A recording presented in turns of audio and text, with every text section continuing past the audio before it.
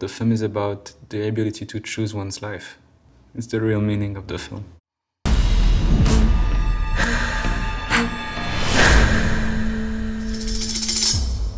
Emilia Perez. Emilia Perez. Emilia. Emilia.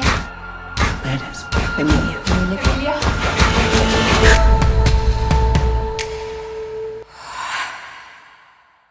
I'm one of the few of the real Parisians. I grew up in Paris, near Montmartre, from a father who was playing music at home anytime he had the chance to, and a mother who is a photographer. I remember that when I entered cinema school, I actually found an old newspaper at my parents' house. It was a photography contest for 3 years old, and I actually won the contest because I took a photo of my parents with a birthday cake, and I cut their head and just photographed the birthday cake that's in the center of the frame. And that was the winner. With Emilia Perez, there are two things. There is the pitch, that's pretty surprising, but there is the story itself that's more organic. ¿Qué quiere que haga?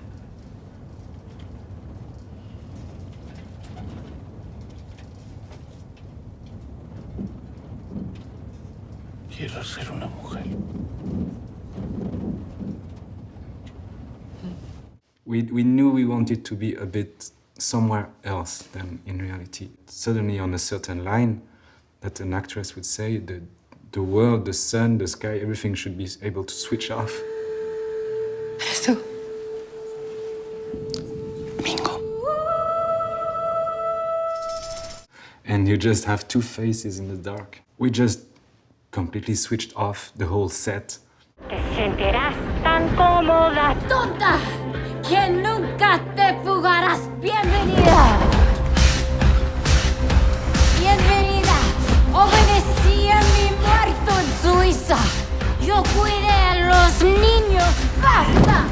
The light was supposed to bring a sense of realism and dynamism in the frame.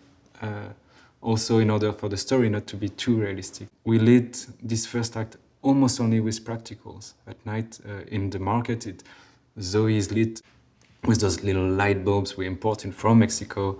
¿Quién dime quién en México no los quería? Por favor, no es ningún cuento de hadas. All of these market stalls were built on wheels.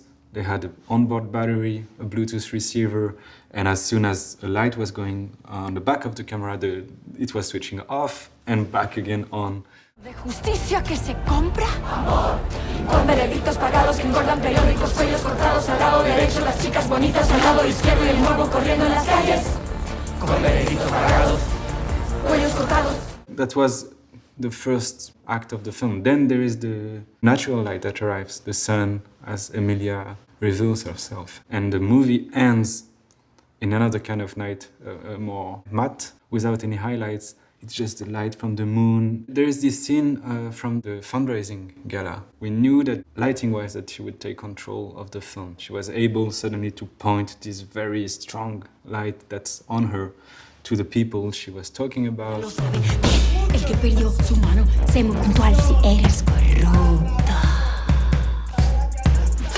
It was a lot of prep for the lighting, but as opposed to other dancing sequences, we couldn't really do blocking. We knew that we would have to find that on the day. And we have this Steadicam operator. It was a pretty challenging project for him because it was only his second feature ever. But he's a superstar of music videos. And then it was a work with the choreographer Damien Jallet, with Zoe, who is the most precise human being I've ever worked with. She's not only good in acting, she's also able to sing a cappella and to dance a very long piece with an extreme precision. So for us, it was a benediction, to be able to do this very controlled movement.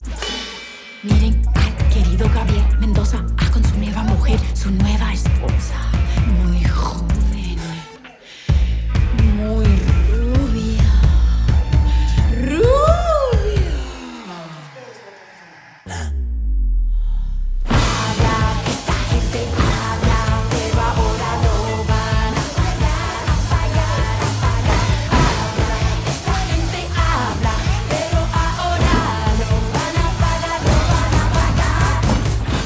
Jacques' aesthetic from all of his films. He's always trying not to be stiff and always in motion.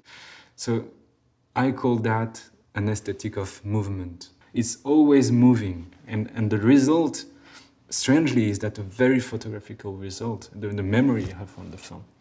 But Jacques does really like cinematography as opposed to photography. So it's writing through movement. That's literally what it means. And I think that's the first answer about handheld and Steadicam and everything. Whatever the situation is, like for example, two people talking at a table, he will shoot it handheld because it's too stiff. Maybe if someone running, then we can shoot it on a tripod. The few fixed shots we did, actually there is something done in post, maybe just to keep kind of small zoom in or zoom out. It's a constant motion.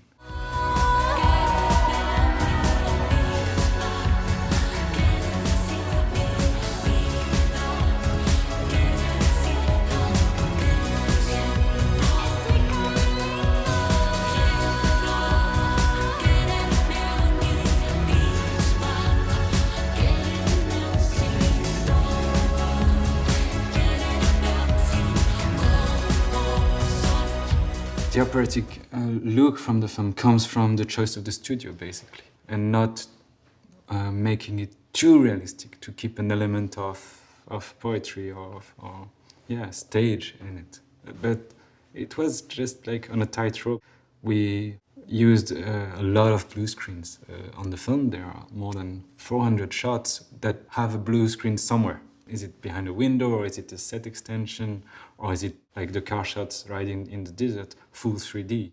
It was more like, trying to, on our toes, to keep the right balance between being in the story and have this sense of slight unrealism. I learned how blue screen and studio works because Jacques was crazy enough to trust me, as I had no previous films shot this way. My theory is that the film is already here when you read the script, and you just have to work and dig and find like a fossil. You just have to work until you're happy with what you found.